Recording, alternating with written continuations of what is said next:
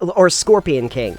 That's right, the Oh, Scorpion yeah. King. Like, the first one with The Rock got a theatrical release, but then there were, like, 6 Scorpion Kings after that, and they were all just direct-to-video. Yeah, no one knew about them. Here's what I was thinking, though, is that considering that silvered weapons are really only used for specific kinds of monsters, I would really hope that if you've gone through the trouble to get a silvered weapon, that it would do more than just regular damage to a lycanthrope. I honestly think that, like, lycanthropes should have a weakness to silver. But given what they did with the Hunter and how, like, in-depth that game was, Yeah. I assume there will be, like, different rods and reels and different test lines of fishing line, different lures you can use.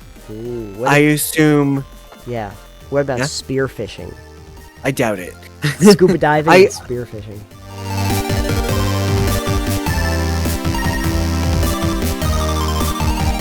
Hey Alex, do you think we need a trailer for Total Pebble Knockdown? Do we need to do like this week on TPK? No, I was thinking like a semi-trailer. That way we could fit all of our studios in it. I don't really know what we'd do with a trailer, really. We don't have that much stuff. Why don't movies have semis instead of trailers?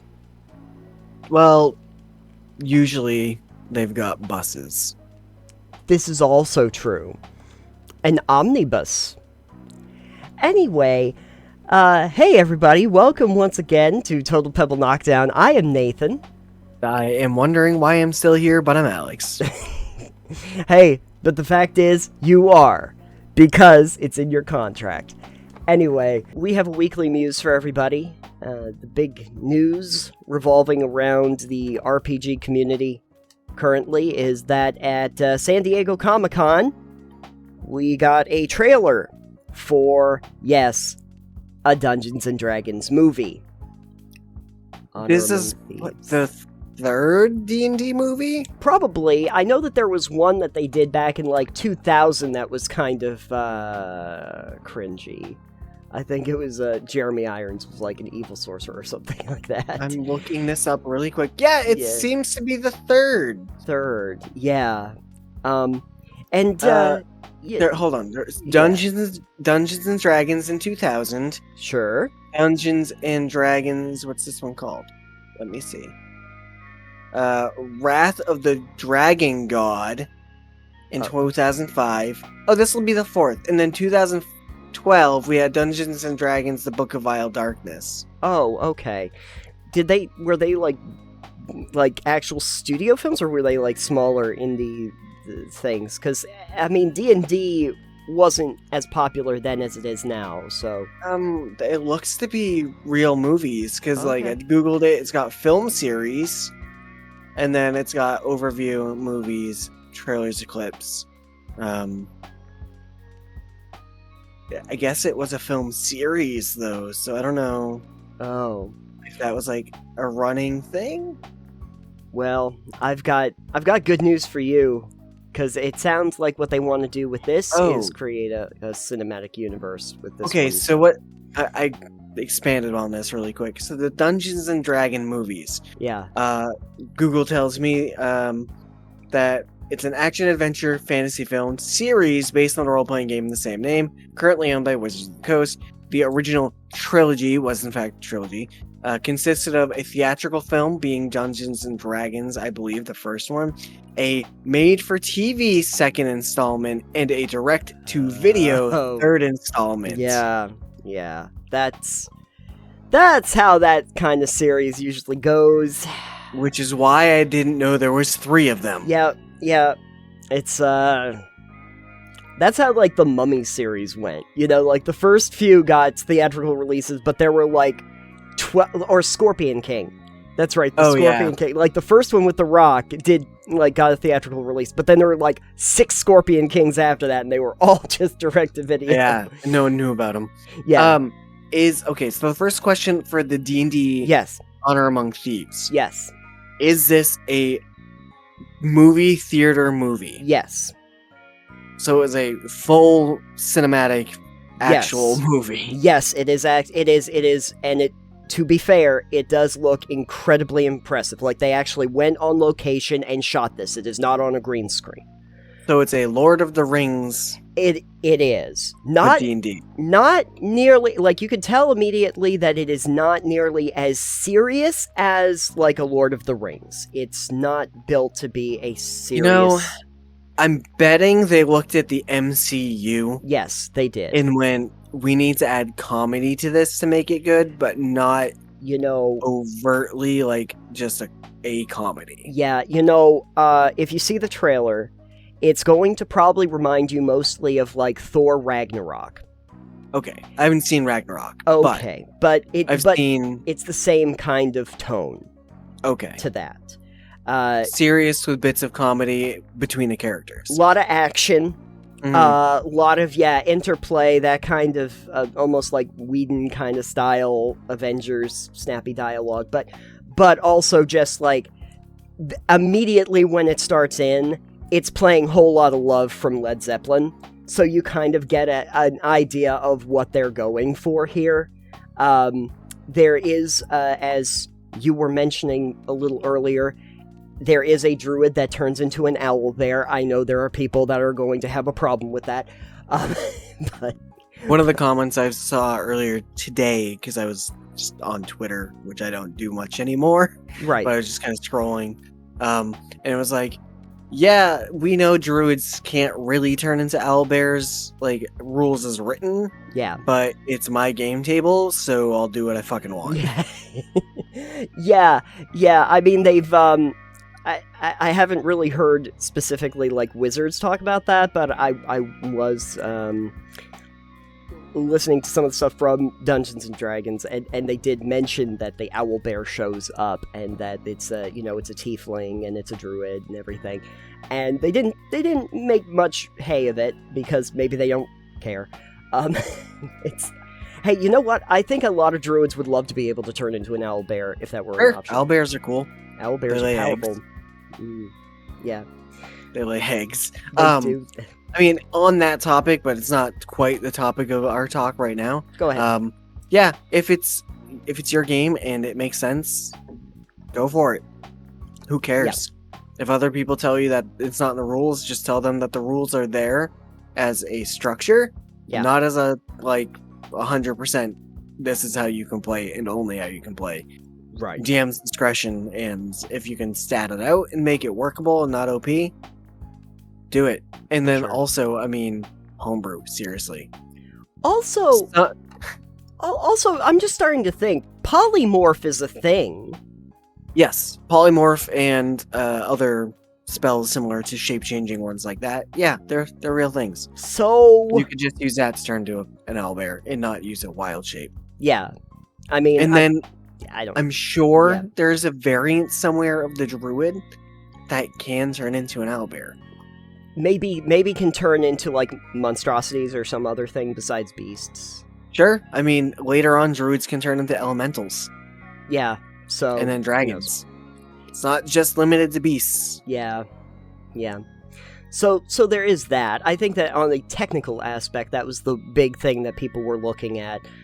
But again, I don't think that they wanted to take this too super serious, like that they were making a movie based on like, let's just look at the rule book and make sure that we're going by the rule set. And they were working pretty closely with like wizards and the D&D team, so I'm going to assume that nothing has been egregious in their, liberties here. But we did get a lot of more the classic monsters look like they're going to appear in this. We mentioned the owlbear. There's obviously dragons. There's at least a red and a black dragon that they showcased. Oh, cool. So 2 evil dragons. Great. Yes, the black dragon likes to just melt people, so that's going to be fun to watch. As they do. Yeah, they showed that off. Gelatinous Cube shows up in this. Of course. Yeah, and the fun thing is that when they like dive into a gelatinous cube, they do so to get away from a displacer beast. So there's that. I'm not sure which one sounds more fun. Yeah. The Displacer Beast, or which can teleport. Yes. So I mean, it doesn't have to worry about the cube being in its way, Yes. or Or the gelatinous cube, which jumping through it would burn the shit out of you. Yeah, it sure would, and be hard to get out of. Yeah. Yeah. But anyway, so those show up like at the same time, always fun. And then of course, we get a mimic. A mimic course you shows do. up in this. Is it in the form of a chest? It is. It is. And the scene that they showcase is basically where one of the party members goes up to the chest opens up its teeth, and then a tongue tries to like stick itself out and like run after them. Because classic See, times. I would be like, Chef's all right, we're kiss. taking a slight comedy tone. It'd be like, huh, there's nothing in that chest. Kind of weird. Go to leave the room, the door's a mimic. Door's a mimic, yeah. Yep. You go to reach out, the door eats you. Yeah. Yep. Yeah. I think it's just that the chest is such an iconic version of the mimic sure. that that's what they wanted to go for, to kind of elicit that. In terms of the characters, it looks like Chris Pine is going to be a bard, and he's like the central character. So I'm happy. That's great. Sure. I love that the bard is supposed to be the central character. I think that the way that they put it in the trailer is the rest of the crew is looking at him like, what exactly do you do? And he's like, I'm the planner. I make plans. And they're like, yeah, but we already have a plan. Well, then I can always make another plan. They're like, yeah, so you make terrible plans? It's like, and then they're like, well, he also plays a lute. And it's like, yeah, no, that's pretty much bards in a nutshell. Looks like we're going to have a druid, obviously. Looks like we're going to have a barbarian. Okay. Looks like there's going to be a barbarian. I think one of the characters, just from, like, the way they're presented, and also they have, like, green flame blade and everything, I think it's a warlock. It kind of gives off the appearance of a warlock. And then this one other guy that's in it, I think because he's got defensive abilities and like shield and he's dressed in robes, he's supposed to be a cleric. Okay, so it's Honor Among Thieves, and none of them are a rogue. Well, the thing about it is, we think that Hugh Grant, who is like possibly the big bad guy or the lord that's in this, might be a rogue. Oh, so the bad guy is a rogue. The bad guy might be a rogue. So is this like Ocean's 11? Boy, it does feel a little bit like Ocean's 11 meets, like, Thor, or something like that. Or Lord of the Rings. Like, maybe it's like, what was the Waterdeep, the heist, module that they did? Oh, okay, yeah. Yeah. I know what you're talking about. I think the way that they actually present it is not so much that it's like the heist, though, more like they did a heist, it did not go well, and now they have to try to rectify it. And the way it kind of looks, the speculation is that they got an artifact for somebody who they really shouldn't have gotten it for. It seems like an evil warlock or a great evil. Might be Vecna? Possibly? And that particular bad guy now is going to use it to do some world destruction stuff. Sure. I don't, personally, Vecna, meh. Yeah. Overused. Yeah. They did stat him out, though. For sure, they statted a lot of things out. Yeah. Yeah. You wouldn't want to mess with them. Do they have any drow? Or any of the party members drow? I don't think so. Unfortunate. I saw a lot of them look like they're human. Shame. But the druid is a tiefling. We do at least know that. Now, it is possible that some of the characters might be like half-elves and half-orcs, and they just look mostly human. But I really couldn't tell. The only one that I know specifically is the tiefling. She has like the spiral horns and everything, and they've already made mention of the fact that she's a tiefling. They're just going for the crew that likes the colorful non-human skin tone girls. Oh, but she actually does horns. have she has a human skin tone. Oh, okay. So I She's a don't, weird I type don't, then. so, yeah, you would think that they would have taken the opportunity to go with like blue or purple or something like that, but Who knows? no, I think she just has her normal skin tone. That's kind of boring. Put the horns on. So A horn. The cloven hooves. I don't think she has those. Tail. Probably. Okay. Well, I mean, at least the Tiefling's not the warlock, I guess. No. And also some of the spells, they didn't show off a ton of it. There is one part where it looked like at the beginning where there's like a ball of fire coming down and somebody raises a shield. There's been some speculation maybe that was a fire bolt. I don't know. Might have been a meteor storm. I don't know. But the shield, the green flame blade cantrip, is shown off in that. So they're trying to show some more of the iconic stuff from the setting, I guess. A lot of this is taking place in like places that you're familiar with. They did mention though that there is a prison in this that they actually built, the D&D team actually built into the world of Faerun when the people who made the movie realized they needed something specific for the set piece. So they actually did build this particular prison that they needed for the movie into one of the modules back in like 2020 or 21. So, Gotcha. So this has been an ongoing process for a little while. But yeah, this definitely looks like a much larger budget and serious outing for D&D than anything that they've done before, maybe just because of the absolute popularity of it. Yeah, I'm sure Stranger Things has helped with that, so. Yeah, there's even been some speculation, like, wouldn't it be neat if, and almost on brand, if somebody from the cast of Stranger Things appeared in the movie at some That'd point? be terrible. And it's like, I wouldn't put it past them to do that. I've never watched Stranger Things, but I've seen Stranger Things. that is a Stranger Thing indeed. That's true. Anyways, That's true. I have not seen the trailer. I'll probably watch it this weekend. Yeah. Your thoughts? Does it look good? It looks. Here's the thing. I think it looks fun. I would expect that if you have a lot of like very hardcore fans of D&D that are big into the lore, they're probably going to pick this to death. I think though, if you have people that just like D&D as a concept, as a setting, or they want to go and see something fun, I think that's probably the tone that they're going for, to just make a fun adventure film that's set in that world with those characters, the monsters, the spells, and everything like that.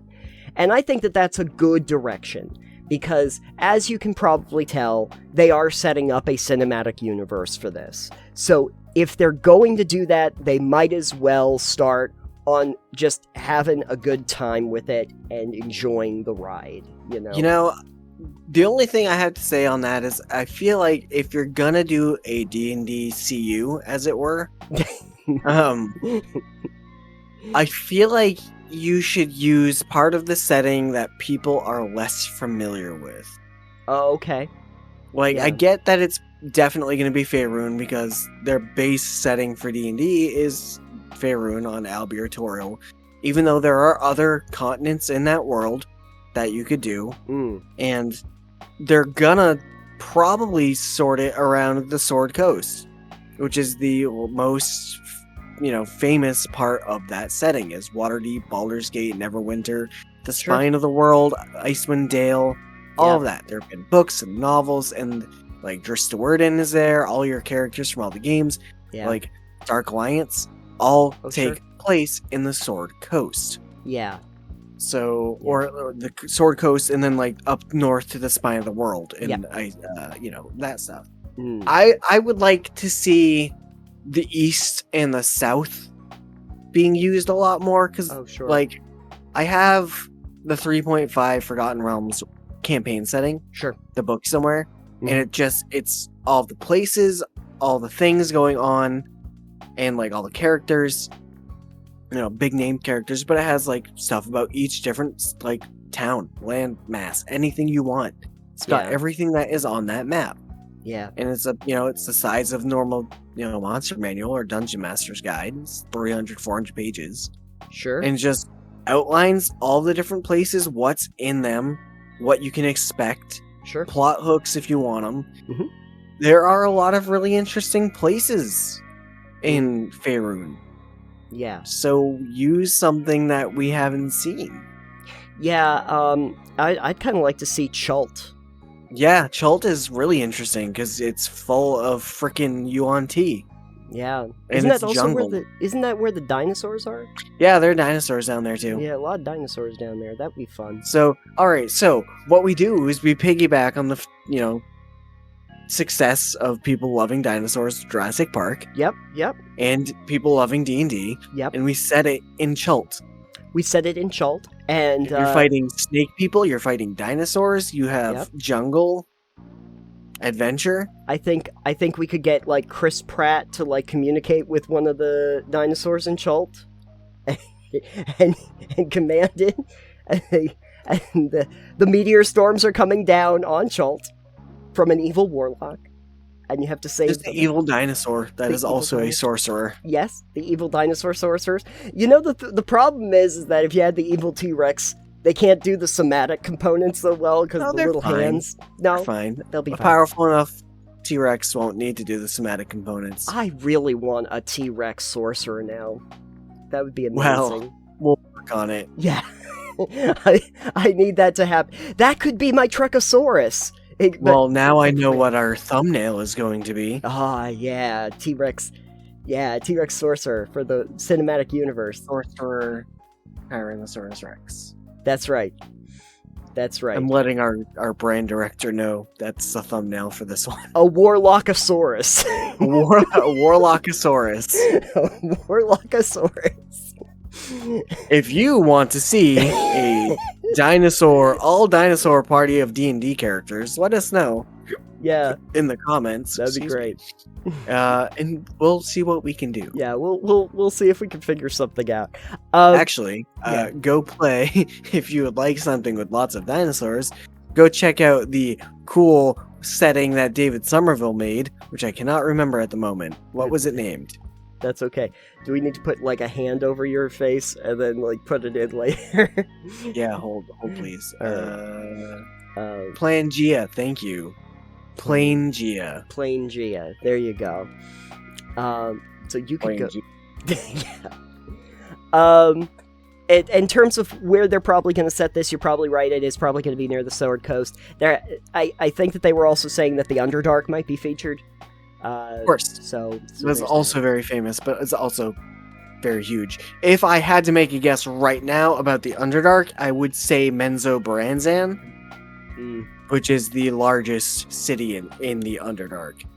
Yeah. And if the Underdark is there and they're not using cities, then it means tunnels and like Duergar and Svirfneblin and Umber Hulks and things like that. That's going to be something. Driders, perhaps. Yeah. Um, Yeah, I think it's cities. I saw a lot of cityscapes. in Okay, this, well, if so- it's cities in the Underdark, you're looking at like Menzoberranzan, and I don't remember the other ones because we never really visited them in the Dristordan books. Fair enough. Fair enough. Fun fact, yes. Drow Society is matriarchal. Oh, fun. Interesting. I don't know much about Drow, so That's fine. I've heard about them. I've heard It's fine, about they're one. rewriting them anyways. Yeah, I've heard about one of the Drow. There was a Most half famous. Drow in... What game was it? It was another D&D game. I don't remember. I don't think I have it. It wasn't...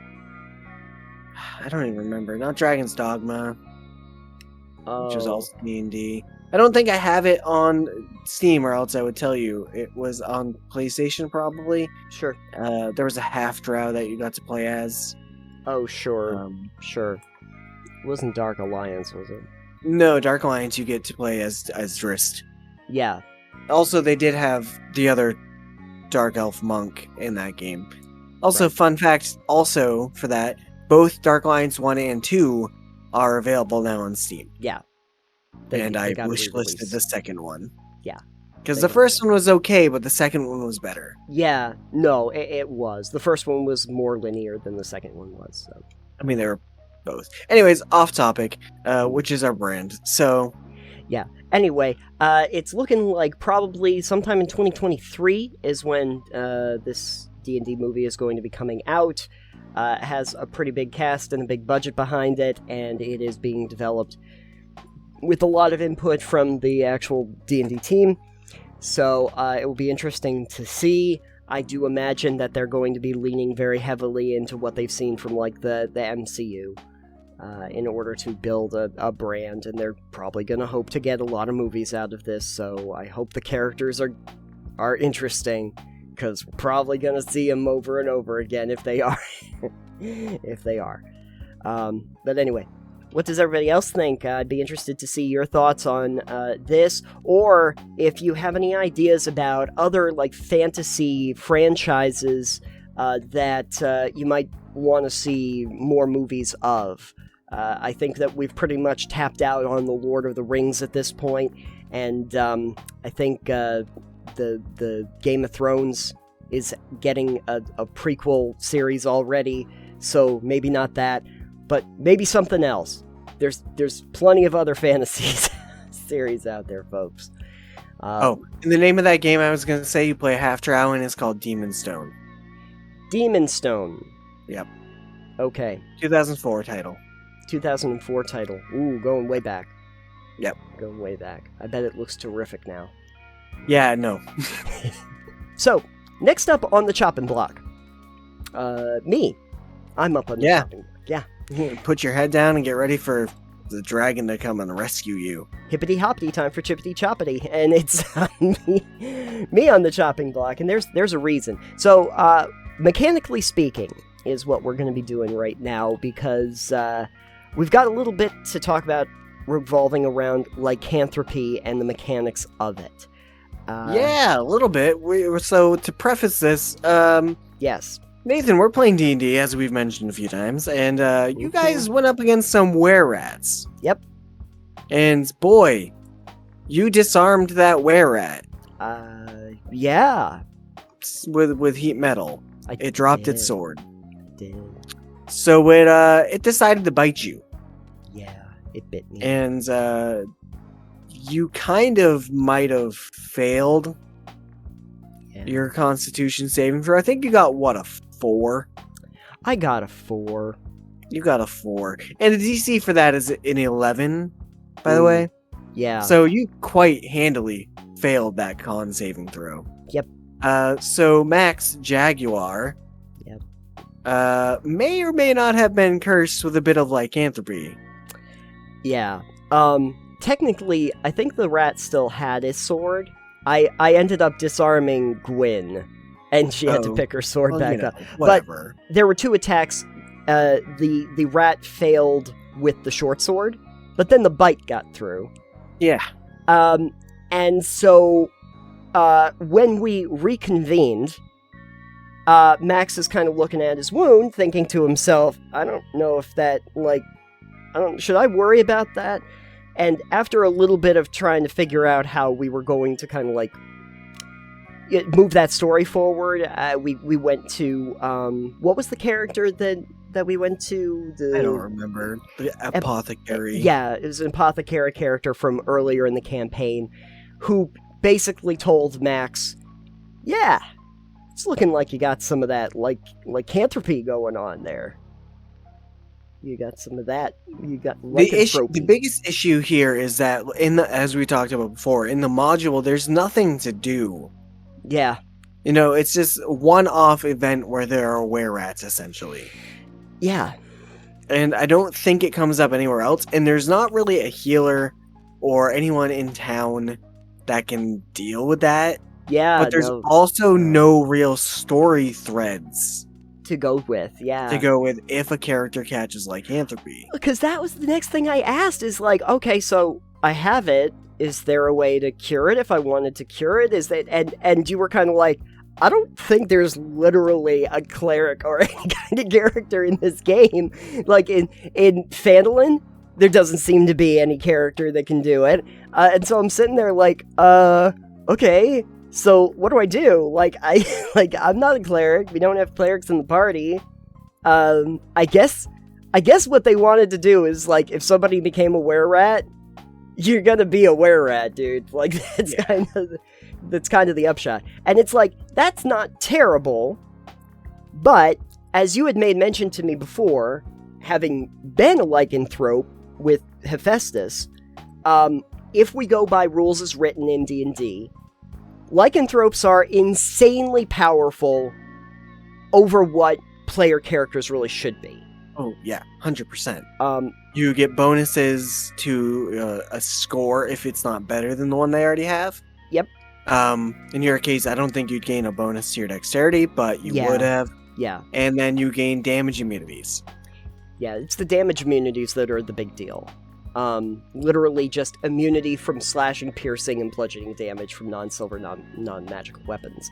Yeah. And a few other cool things, like you usually get like a bonus ability for were-rats, it's keen smell, which is, I guess, it's kind of useful. And also that you get shape-shifting abilities, so that you have a hybrid and an animal form. And I read up, because I was looking at this up the other day in the Monster Manual, which does have an entry on lycanthropes, where Tiger, which Hef was, gets a bite.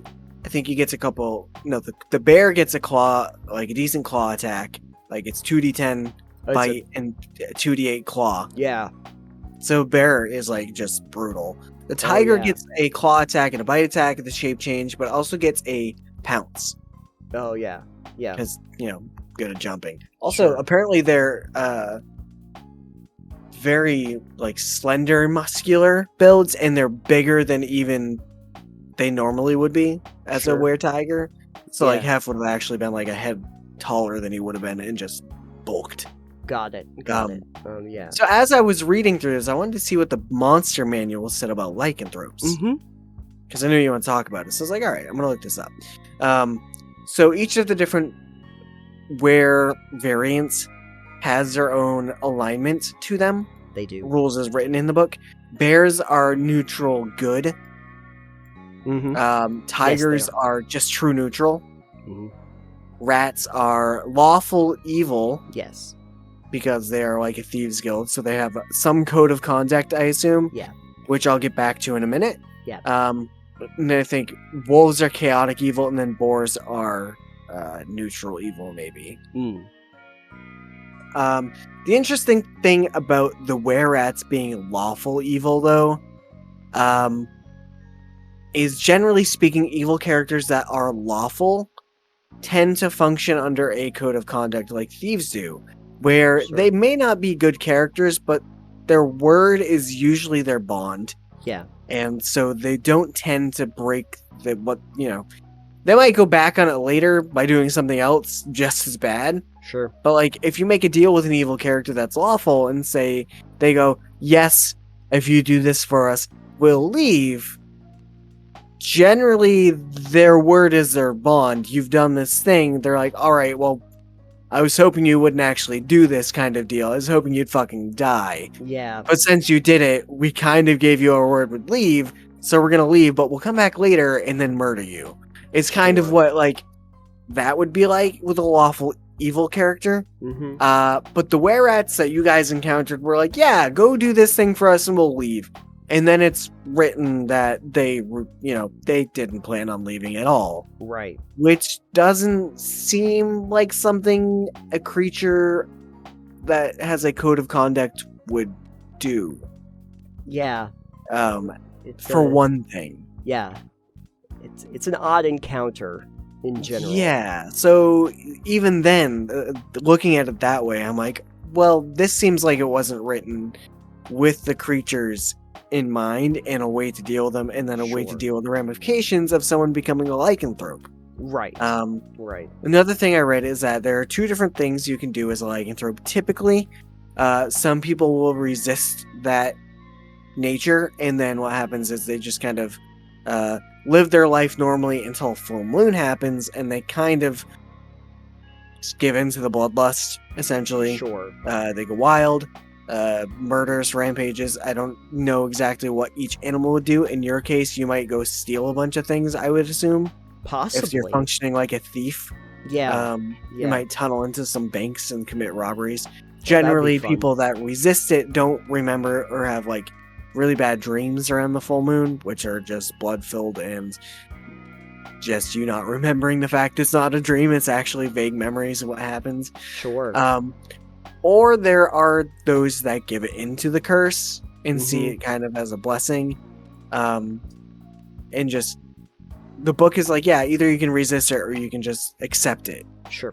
And accepting it, you can take months and whatever to like master it.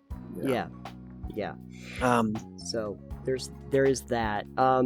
I was also looking at the possibility that I don't know if they ever actually specify with like one lycanthrope to another if you turn into your hybrid form or possibly you just turn into your animal form. And if it's the animal form, it's really easy to deal with me because I just turn into a rat once a full moon, and you just put me in a little cage with a little hamster wheel, and I'm a little. I assume during the full moon you turn to your hybrid form. Probably. At which point you have like a 3-foot tall were-rat terrorizing the city. Yeah, because I'm still very small as a gnome. So there is that.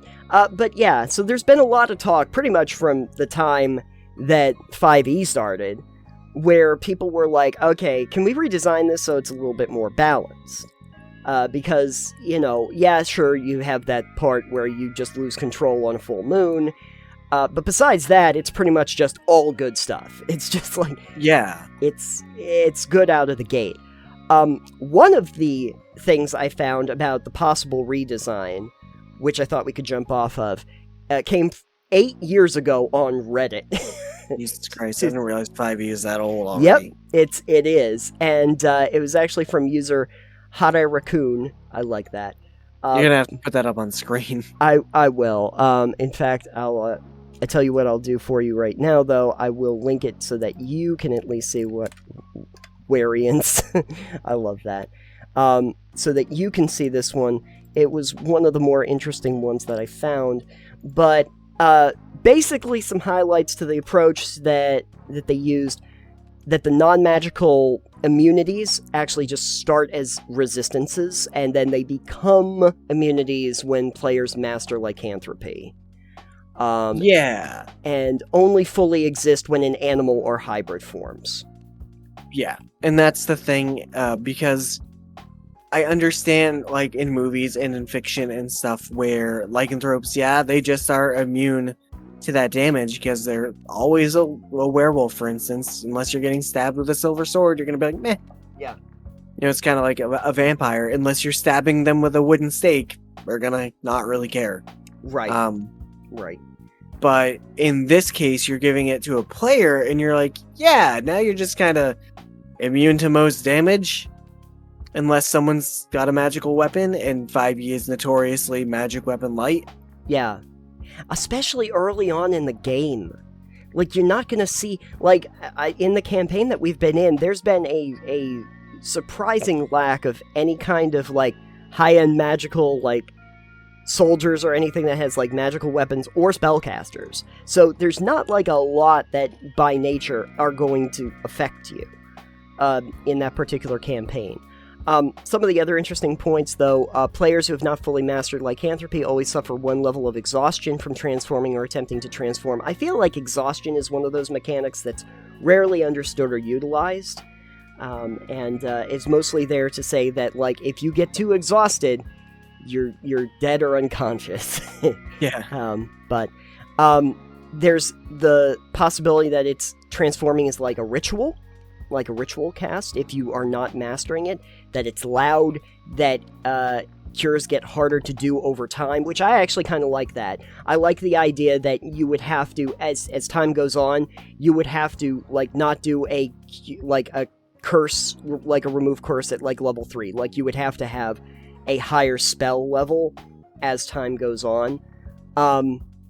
not about alignment changes, but it can cause madness. Herbal supplements can be used to assuage effects.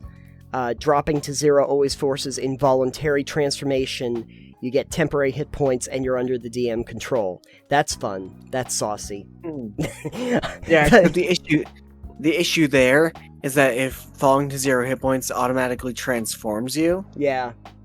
well, then you suddenly become a much tougher thing to take to 0 hit points. That's true. That's true. Yeah. Although I think that So- the way that they're laying this out here is okay. So you go down to 0 and you're on the ground. You automatically become like you become a hybrid lycanthrope. You get some temporary hit points, 1d6 temporary hit points, not a ton. And then the DM controls you, and you basically are in frenzy mode, and you can just be attacking whoever you want. Yeah, so imagine your player's a barbarian. Fun! And you go, yeah, I'm a reckless berserker, whatever their thing is. I don't care about my hit points. I am just going in and slaughtering you. Oh, you hurt me. I just get madder. I get madder. And then you take the barbarian down. And then suddenly they transform into a werebear. Yeah. And then they maul the fuck out of you. Yeah. Be like those enemies in Borderlands that are like those berserkers, and you take off their helmet, and all of a sudden they go into berserk mode, and every time they kill something, they just get more and more powerful.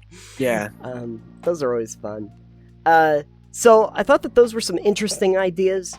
I've had a few thoughts on it too. Like I honestly I feel like the whole idea of damage immunities for lycanthropes as a general rule, whether they're on the enemies or on the players, is just completely broken. I can understand resistances. Like, if you're resistant to, like, slashing damage, I get that. Maybe you have big hide, your hide is thicker. I can kind of understand that. But just straight up, it does nothing to me is kind of ridiculous. And I wouldn't imagine that it would make much sense, especially, fighting them, but also just in general as a player character.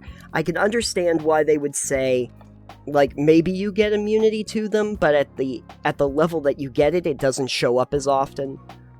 Just the regular ones.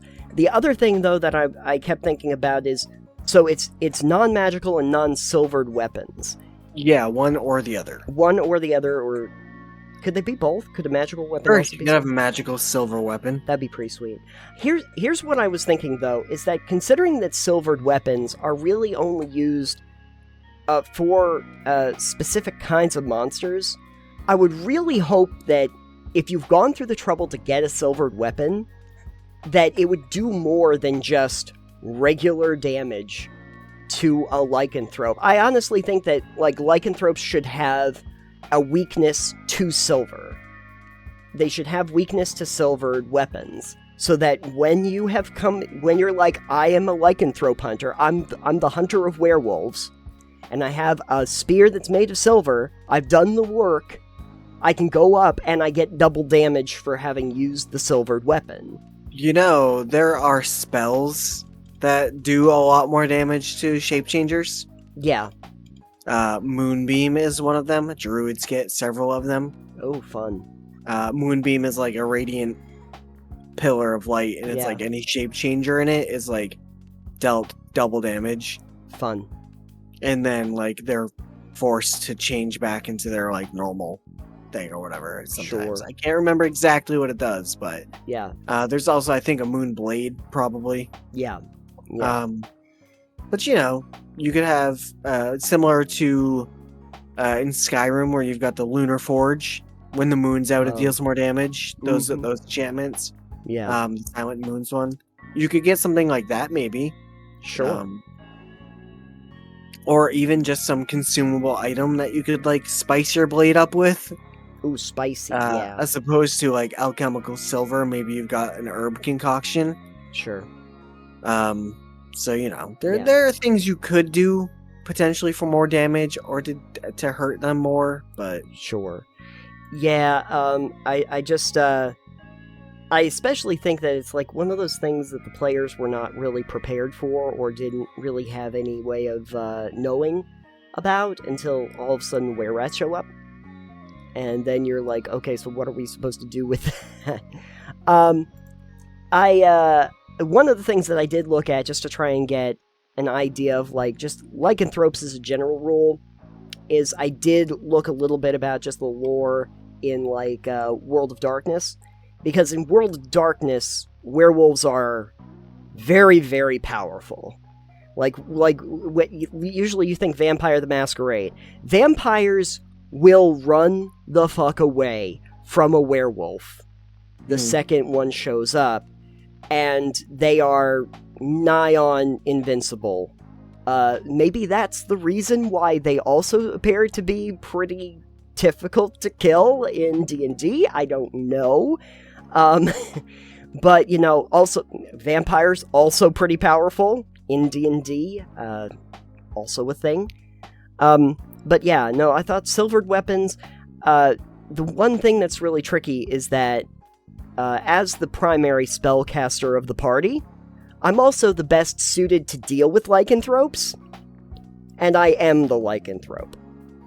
So if I do transform and just go on a rampage, there's not a ton that everybody else can do to stop me. And that's a problem. So one of the first things I was thinking about was maybe I can commission a special weapon so that if I do attack, you can poke me, and it will probably make me not want to attack you anymore. Just make you switch targets. Make you switch targets, yeah. That was the other thing I was thinking, like how garlic is something that like vampires immediately get, or the holy symbols or the water or something. I feel like there should be something to turn lycanthropes away, like probably mistletoe. Mistletoe, yeah. Or holly missile, yeah. Hollyhock missile, that would be great. I don't know. Maybe the smell of a skunk. A lot of times wolves don't like that. Rats. Rats you could probably lure with the smell of cheese. Yeah, peanut butter, more like. Ooh, peanut butter. I could do that. I could make that. I just use my prestidigitation to make the smell of cheese over there, and for an hour or so after transformation, I'll just be sniffing the cheese on the thing. I keep thinking, like, it would be interesting, though, if different lycanthropes actually did have things that they were specifically averse to, or specifically attracted to, especially when they're in a hybrid form. That would also be interesting to help characters that have studied it figure out ways around it. Because I keep thinking, like, we encountered were-rats in a cave, but imagine you stumble upon a town that's literally under siege by lycanthropes. You would imagine that they would have found ways to, like, protect their houses or something from having the lycanthropes just maul them to death. And I'd like to think that there were more weaknesses or actual, like, things to hurt the lycanthropes specifically in the manual. They pretty much just gave you all the cool things with really very little of the curse element of like, it's called the Curse of Lycanthropy, but it's not much of a curse. Yeah, there's not really a curse if you're getting bonuses. My stats go up, I get special skills, and I get immunity from regular weapons. Yeah. What a terrible curse to have. It's a terrible night for a curse. Terrible night for a curse. Absolutely. I would have loved to see a whole thing about, okay, so based on the lycanthrope that you are, you're a were-rat, a were-boar, bear, tiger, wolf. These are also things that you don't like, that you will automatically turn away from, that you get damaged by, that weaken you. A lot of things that are going to be harmful to you. Werewolves don't like wolfsbane. There you go. We need stuff like that for every single kind of lycanthrope. We need that kind where rats get easily caught in rat traps. Oh, that would be fun. If you make what are those big crazy machines? Oh, yeah, yeah. Rube Goldberg machine. Rube Goldberg, yeah. Yeah. If you get a rat in a Rube Goldberg machine with a piece of cheese at it, you can catch it. Yeah, that would be great. It's a rat trap. You know what? A mouse trap. Yeah. You know what we need? We need Mark Rober to build like that the squirrel ninja warrior course that he made in the backyard. But that for were-rats. We'll build a bigger version of that, and then the were-rat has to, I mean, they're very agile, but I don't think they'd want to get through there so that they can get to the seeds. So, there's that. But yeah, lycanthropes need a big overhaul, and also need a little bit more rule set, I think, for players that maybe we'll get that affected in by it. 60. Yes. Or 5.5, because I have a feeling that's really what we're getting to soon.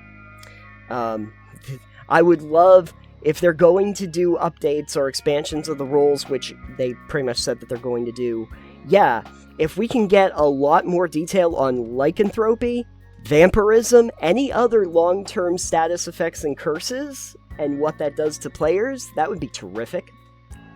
Really, really like that. Because I have a feeling that the way around it, as you might have mentioned, is that if I have immunity to all basic weapons, all the enemies are just going to have +1 weapons. So Yeah. Or they're going to be toting silver around. they're just toting silver around. Because suddenly there's been a lot of talk about how lycanthropes have been around the town. Yeah. And so the local silversmith has been making bank Yeah. by giving everybody silvered weapons and ammunition. There could be like an escalation meter or like a crisis meter where it's like the number of times that people have noticed an attack by a lycanthrope raises the alert level of towns that you're in and cause them to put like more resources into studying it until you actually have a problem where they're on alert and high alert and stuff like that. That'd be fun. Similar to like what they did with the Splinter Cell games, where like they notice bodies or something going wrong, and so they bring in more troops. They put on their body armor. They get their tactical gear. Thermal goggles come on. Yeah. That's what we need. Night vision goggles. They start issuing night vision goggles to all the guards in town so they can spot the lycanthropes at night on a full moon. Yeah. So lycanthropes. If anybody is out there and has an idea of what you might want to do to fix lycanthropes, because I think we've all, for apparently 8 years running now, have realized that there is a little bit of a disparity in the overpoweredness of lycanthropes, and we're looking to find a rule set that might work better long term. So we are going to finish up this episode with a delving deeper, and Alex, I sent you something recently in the Call of the Wild franchise. You did. First, which I knew about already. Yeah. But, yeah. So the people, Expansive Worlds, Yes. who make Call of the Wild, or The Hunter Call of the Wild, are coming out with a game August 31st. And it is Call of the Wild The Angler. Mm-hmm. Although I don't know why they didn't name it The Angler Called Wild instead of like the other one. So this is a fishing. It says experience open world fishing like never before. I did wishlist it because I'm curious to see what they do with it. Yeah. But obviously you have played Call of the Hunter or Call of the Hunter Wild. Call of the Hunter. The Hunter. Wild. It's a very immersive, very detailed hunting game with a lot going on for the different animals, the skins, the furs, the sizes, trophies you can get. It's pretty in depth. Mm-hmm. It's a pretty fun game. I played many hours in it. Mm-hmm. So I'm wondering what they're gonna do with this. But it brought up the discussion between me and Crave, our lovely brand director and graphic artist, about fishing in games and how generally it's not really the best experience in like non-fishing games. So like fishing in MMOs, for instance, generally consists of pushing a button, waiting, and then when the bobber bobs, you push another button. Yes. In the case of World of Warcraft, you click your fishing icon, and you wait until it bobs, and you click the bobbing icon, you collect your fish. And then you just kind of do that. It's a very low energy, very repetitive task. Yes. I quite enjoy fishing in games like that because it's mindless and I can relax and do something else while I'm gaming and grind out some fish or some loot, because sometimes you get stuff that's not fish. It's true. New World's fishing mechanic was a little bit more involved, where you had to like watch the meter to not break your line. Yes. I thought it was fine. Again, not crazy fun, but it was, the discussion was that a lot of games just kind of have being a boring task. Yeah, I'm trying to think if I can give you some examples. Like, in Stardew Valley, they basically have, like, fishing. You can fish off of pretty much any piece of water, and then it will tell you, ooh, you gotta hit. And the idea is that you rapidly push a button to try and keep, like, your fish in the sweet spot of your reeling in. And it will slowly descend over the course of time. Sometimes there'll be like treasure chests or something that you can also try to grab, but your fish will get away. So they make it into like a mini game. How does the treasure chest get away? The treasure chest doesn't get away, but if you go to try and collect the treasure chest and the fish isn't right there, the fish will get away really rapidly if it's not in that sweet spot at the same time. I've seen like some small kind of mini games that they would put into like Final Fantasy, where you'll fish with different lures and stuff like that. When I played Grow, they have the whole thing where basically once you catch a fish, you have to just keep like pushing in the opposite direction of the direction the fish is going to try and reel it in. And then the other one that I think does a little bit more of a production about it, because of course it does, was Yakuza. I think it was the third installment or fourth, maybe, did it too, where they get into like where you're catching like sharks and squids and stuff like that, and it's this big production that's kind of reminiscent of the actual action combat thing, where you're like really like pushing to the side and then pushing and Kazuma's really getting into it, and then you get the fish and the fish like leaps over your head and stuff like that, and it's like fishing success. Like it's a whole big thing. I hope you insert that video clip in here. I'll have to see if I can find a good clip of the absolutely insane thing that they do. But then again, Yakuza is one of those things where they'll always take like the many mini games and try to make them just like more actiony. Yeah, and that's kind of what it boils down to. Is it's either a mini game or a quick time event typically, or it's relegated to just like kind of a click a button. Sure. And I feel like generally speaking, gathering in games for crafting and for meals and cooking, and which is also crafting, generally crafting doesn't tend to be very action oriented, very intense, very exciting in a lot of games. Which it's kind of a subsystem to get you things to give you the items to do crafting with. So it's not necessarily about the act of doing that itself that you're going to really engage and enjoy with, but you're going to take the stuff you get so you can use it to produce other things that you might enjoy more. And it's interesting because I was kind of saying, fishing is different than like chopping wood. Sure. Because chopping wood generally means you go from a tree, chop it down, then you have to find another tree. Yep. And the difference there is that you're moving from location to another location, and in between the location there's travel and potentially combat or other stuff to get in the way to break it up.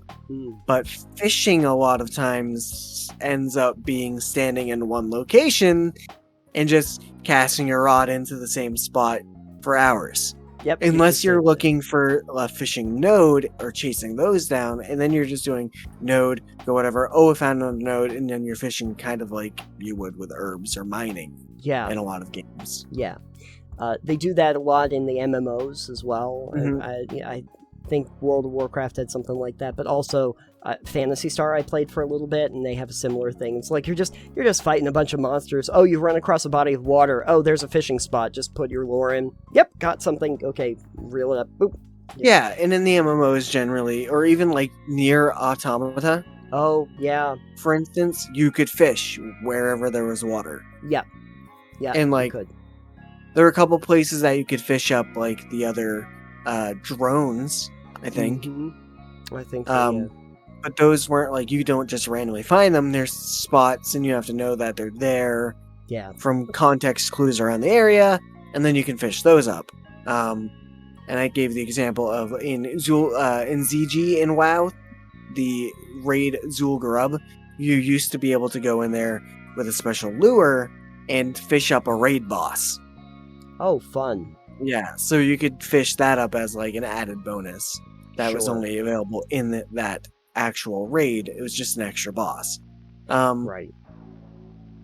But yeah, generally crafting like subsystems aren't really the most action oriented. Like you don't typically interact with crafting mechanics and gathering mechanics to like have a fun gameplay experience as much as like the rest of the game is typically. Yeah, and it's interesting that you mentioned like Nier Automata, because that one especially feels like an afterthought, considering you can't even eat fish as an as an If android. you eat the fish, you die. You die. So it's like, okay, so what was the purpose of getting the fish? I think it's for a collection. You can experiment with the fish with one of those things. But it's weird. It's just a weird juxtaposition for a lot of the games that's put in, because there's these big pieces of action. You're always having momentum. It's very kinetic. You're traveling across, and then the fishing kind of revolves around you having to be just standing at a shoreline for a really long period of time, just not doing combat. Like you can't even like put your fishing rod down like you're ice fishing or something, and then go off and That's what hit they need to add to games. They need to add ice fishing. They need to add ice fishing, or like the or what was it in they did it in Stardew Valley, but I think that they've done it where you can have like the crab crab traps and stuff, and you put them down and then Alright, come back and so collect them later. We're gonna fix fishing in games right now that are non-fishing games. You get to make traps, you get to make an ice fishing hut, Yeah, and then you get to use it to ice fish. yeah, you get fishing drones. You get to make a fire, an ice fishing hut. You get to drink hot cocoa, Yeah. and then if you're not in wintertime, you can just have a cooler full of Bud Lights. There you go. Because perfect. honestly, what do people who go fishing in the real world generally do? A lot of them, they mostly kind of drink. just they just use it as an excuse to drink on the drink. riverbed Yeah, or the lake. Pretty much.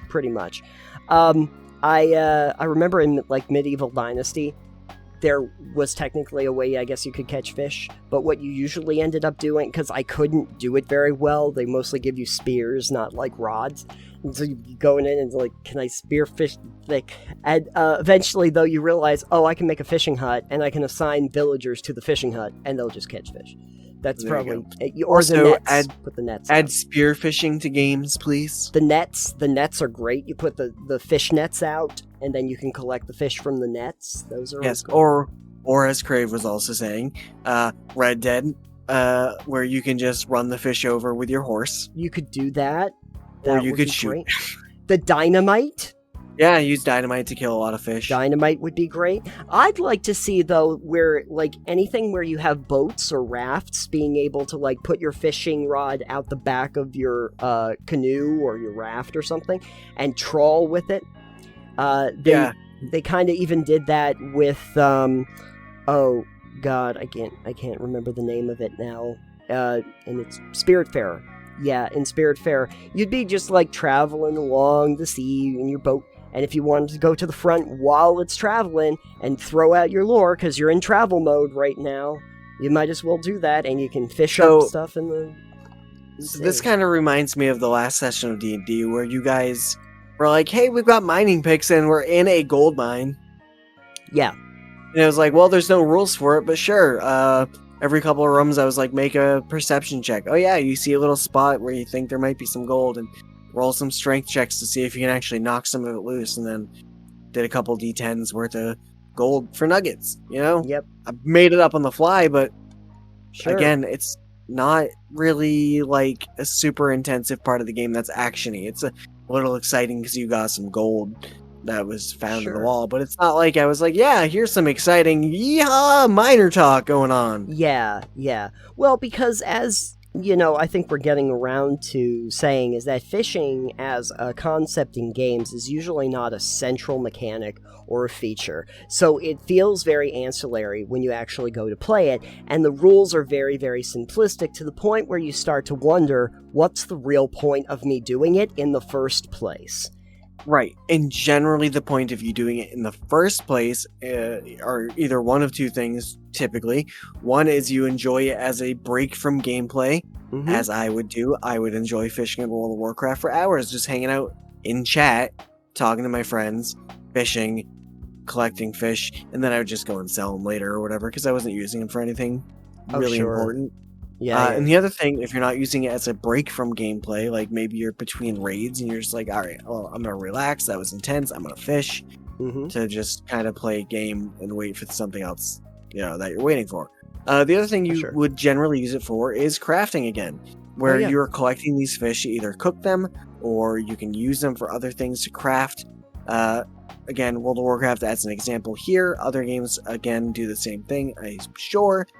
But you can use them for cooking or like alchemy, for instance, or maybe even enchanting, depending on what you have for professions. Yeah. And that's the other thing is that I don't really know most of the time what you would use the fish for. I've seen it in recipes. I've seen it where you can try and catch the biggest fish you can, and then you get like the angler trophy because you caught the big fish. Congratulations. In Warcraft, you could get a title for the angler from. There was a faction that was all about fishing in Northrend in Wrath of the Lich King. Mhm. The Kalawak, Yeah. the anglers there. You could get a special fishing pole, fishing hat. You could do a whole quest line with Nat Pagel Yeah. or Pagel. Mm. You could fish up mounts in some places. Mm. So there are some cool rewards, like fishing up a chest is always cool. Fishing up patterns or recipes. sure. So that adds some like, all right, well, I'm just fishing, but I can also get things that aren't fish that might be valuable. Sure. Um, Fishing up seaweed is always annoying, so that's Yeah, fishing up old boots is always I annoying. love the junk that you get. That's always good. I think I would be remiss, too, if I didn't mention something that really was more focused on the fishing. So there was a game that I played, and it's very much in, like, the Stardew Valley slice of life, like the cozy game kind of style. But it was called Moonglow Bay, and it was actually about... Like, the central mechanic of that was not the gardening or, like, the building, like in My Time at Portia, but it was about being out on your boat and fishing for things. And so the way that they handle that is that you actually go out on your boat and you fish out the side, and there are like schools of fish that are coming by, and you can cast out nets to try and catch a lot of smaller fish simultaneously, and you can like trawl your net in as you're going to try and see if I can catch as many fish as I can, because I think that was also the problem I had a lot of the time. Usually they find ways so that you can get multiple resources at one time as you go further into the game, and they usually never do that with fishing. You're always catching like 1-to-1 for the minnows or whatever. Yeah. But also that they allowed you to go out into the waters, into different habitats and biomes, and you could drop your crab traps or lobster traps or whatever you wanted. You drop a bunch of those, bait them with special baits that are going to attract certain kinds of animals, and then you could come back and you could get a whole bunch of different kinds of shrimp and lobsters, crabs, clams, whatever. And so they gave you a lot of different options and special rare ones, different fishing spots that you could trawl along the shoreline, and then you would go back to your place, and there was also a cooking mini game where you had to try and make the best versions of dishes. Of course. By searing it up correctly and chopping the fish and stuff like that. So they made it really the central mechanic. Oh, and there was also an aquarium where you could donate fish to the museum to try and get a full collection. So fun stuff like that. As far as the angler is concerned, though, if it literally is a centralized mechanic, I would certainly hope that you have boats available. It looks like there are boats. You can just go out on the water on boats. I don't know what it's going to be different. I haven't looked into the game much for the angler. Call the Wild the Angler. But given what they did with the Hunter and how like in-depth that game was, I assume there will be like different rods and reels and different test lines of fishing line, different lures you can use. Ooh, I assume. Yeah. What about spear fishing? I doubt it. Scuba diving and spear fishing. I bet. I mean, that would be cool. I doubt they're gonna have underwater mechanics for spear fishing. There could be traps. I assume there are going to be a large variety of fish and colorations of them, given what they did with the animals in the Hunter having different coats and types and variants that you could find of them. So it might be one of those things where you find a rare variant of a trout as an example. Like, I know that doesn't necessarily exist as much in the real world that I'm aware of. I don't think you'd find. I mean, it's a different type of fish. There's rainbow trout and then brook trout, but they're not both the same fish. No, they're different fish. I would also think that they might have like sonar and fish finders and stuff. Maybe. I don't. I am interested to see what they'll do with this game because of how good Call the Wild the Hunter is. Yes. And as a dedicated fishing game, it might be really good. Yeah. But it depends on what they're using for mechanics to like reel the fish in, for instance. Right. And then they've tried to do these before with like I can't remember what's called Bassmaster Pro or whatever those were, where you do the central fishing mechanic. I think that the one thing that's going to be interesting with the angler though is that there was always kind of a sense of some impending danger in the Hunter. Yeah, wolves. There are wolves or there's bears and stuff, Bears are only dangerous if you get close. Yeah, but I mean... The water buffalo, though. Yeah, water buffalo will mess you up. But the thing about it is that I don't really know if they're going to be able to kind of create that kind of tension in the angler. I mean, fishing line tension. Boom, boom. Yeah, exactly. Unless we're literally going out on the ocean and dealing with, like, whales and stuff. Yeah, they can attack whalers on the moon. Yeah, that's what I need. I need Jaws. It's just gonna be. That's gonna be like the special map pack is going to be like the Jaws pack, and you have to defeat the giant with spears and with the explodable tanks. You got to see. What I would really like is if this wasn't a standalone game, but also a expansion upon the Hunter Call of the Wild. Mm-hmm. Because then it'd be like, all right, cool, we're gonna go to the lake. I've got my 243. I've got my fishing rod. Yep. And we're gonna go hunting and fishing. Yeah, I think that would have been really interesting to just integrate the two of them together. I think it would be great if they do that. We'll see what happens. Yeah. But as it stands, I guess it's going to be its own game.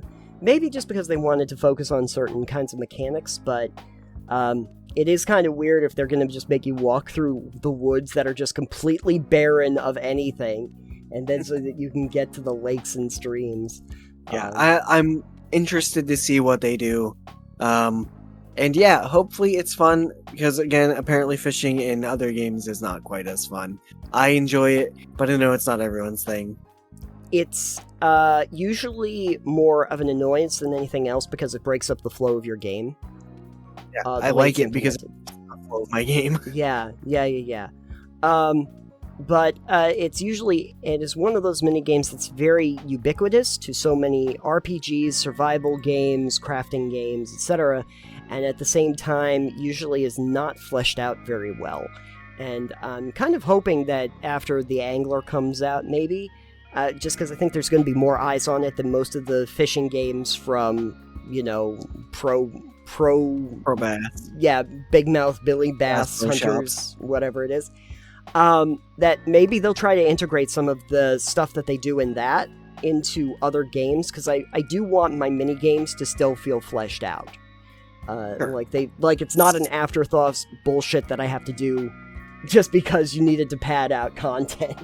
Sure. But then again, we also have to realize that having it be not intrusive in games is good, because then you get games like Gwent, which are a whole other game upon itself that takes far more understanding and truly breaks up the flow of your game. Yes. So if it's between a fairly innocuous, just press a couple buttons activity to collect materials versus a fully fleshed out fishing game in order to collect your materials, I'm going to go intrusive one that just lets me do the thing and then carry on with the other gameplay, as opposed to the one that makes me learn a whole new set of rules and forces me to play it to earn some things in the game. Yeah. There is definitely there are two camps that are involved in this. There's the camp that needs to have your minigames specifically integrated into your game, and ones that see it as something apart from the main game that is completely optional. I would like to think that it's fleshed out and could be utilized in some way for the main game, but is not necessary for it.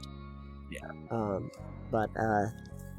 This has been our weekly guide to fishing in games. That's right. And let's face it, I do hope at least that The Angler is more interesting than actual fishing, because you might actually catch something.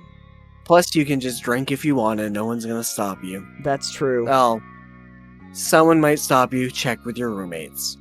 Yeah. That is going to be the best part, though. You just go out virtual fishing in The Angler. You sit there, you got your drink in your hand, in your nice, temperature-controlled room, and you can don't have to get out of the boat, don't have to do all that bullshit. Maybe after it comes out, we can do a live stream with it for a Saturday live show. That would be something else. Yeah, that'd be fun. Maybe there'll be ice fishing. If there's ice fishing, it's just gonna be all of our characters just sitting around in the little ice hut over the hole. Just looking at it. Perfect. Get ready for that quality content on Total Pebble Knockdown, folks. Alright, well, now that we're back from our fishing expedition, I think that this has, once again, finished up an episode of Total Pebble Knockdown. And that's great. We've gone to the movies, we've had to transform under a full moon, and then we went fishing to celebrate. Yes. I do wonder how many fish lycanthropes can just catch with their teeth. Benz, are you a werebear? Because then, lots of salmon. Lots of salmon. Oh, man. That is an expansion pack that they have to make, where you can turn into a lycanthrope so you can fish for the angler. Alex, if folks would want to find out more about great fishing content, where could they go? You can find out more about great or potentially just innocuous fishing content over at TotalPebbleKnockdown.com. While you are there, feel free to click on our Patreon banner. You can get video versions of the podcast up before anyone even sees the individual clips, and you can also find all of our additional content over there. Make sure to check us out on social media. I am at Titanium. I am at EXP Limited, and the show is at Pebble Knockdown. And of course, you can find us on every podcast app known to mankind, because they all exist, and we are on them. Some that we don't probably even know about. Yes. Feel free to come and join our Discord server if you want to ask any questions. You can also address them to us on social media, or you can leave a voice clip on Anchor. We might be able to address your questions over there. We do like to have conversations about everything gaming related, and we have a lot of fun with our community. But we're actually going to get back to talking to that community right now, but we have to stop this episode to do that. So I'm gonna sign off. We're This reeling is how in. we do our new intro, I guess. This is how we do the new outros. It's just like, well, we gotta get going now. We gotta ride Time off to hit into the old dusty trail. We're just gonna hitch on down that dusty trail. We've reeled our line in and we didn't catch nothing. Now we're gonna get our bindle. We hope this episode has left you hooked. That's right. There And you I go. hope you You're didn't. welcome. I hope we didn't seem a little fishy. Something smells fishy. Warlockosaurus. That's the episode title. Okay. Thank you for joining us. We'll see you on the next one, everybody. Goodbye for now. Bye.